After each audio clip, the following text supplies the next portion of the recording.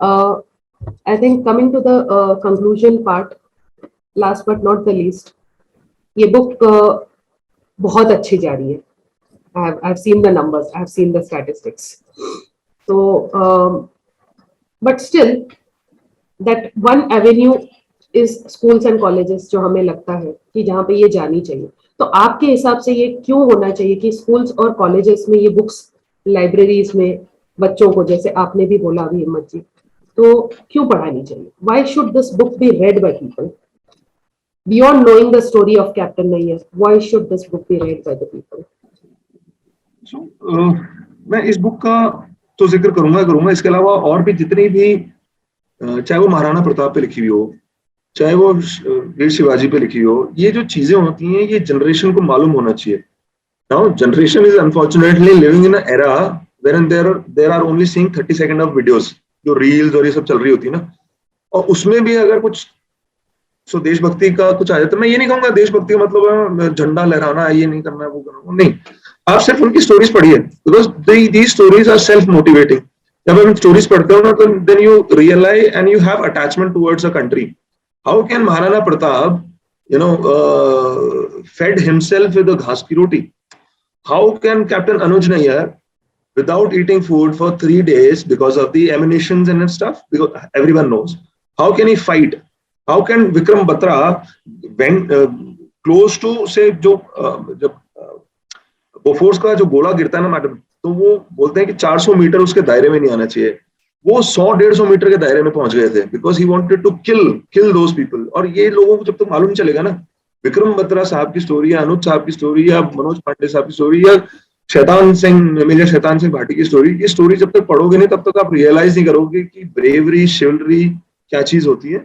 और वो आज की यूथ के लिए, जो बच्चे हैं खास करके, बिकॉज अभी कोविड टाइम आ गया, लोगों ने स्पोर्ट्स खेलने बंद कर दिए, लोग मोबाइल लैपटॉप्स पे ज्यादा इंक्लाइंड हो गए, उस पर वो 30 सेकंड के वीडियोस देख के खुश हो जाते हैं, swap end of you go. 2 घंटे बर्बाद एंड खत्म कहानी.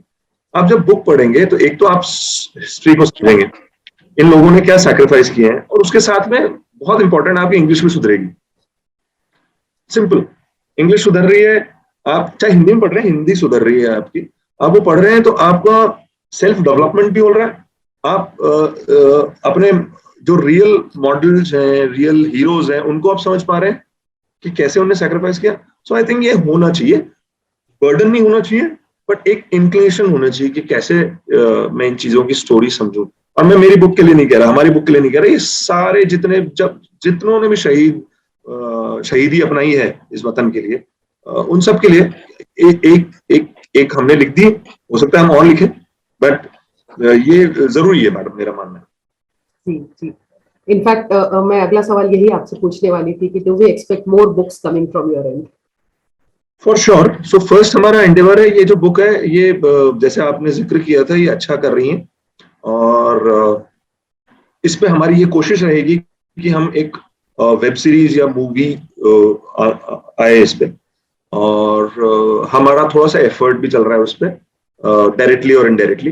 बट वो मूवी प्रॉपर मूवी होगी, ना कि कोई लव स्टोरी या एंगल दिखाने वाली मूवी. ये अगर हमारा कभी भी सेक आया बोलने के लिए, तो दैट वुड बी आवर सेक. सो पहली चीज तो इस बुक का भी हिंदी वर्जन भी आने वाला है, विच इज वेरी इंपॉर्टेंट. अच्छा, आपका जो एक पॉइंट था, आज की डेट में फौज में भी ये बुक काफी ज्यादा अंदर तक जा चुकी है.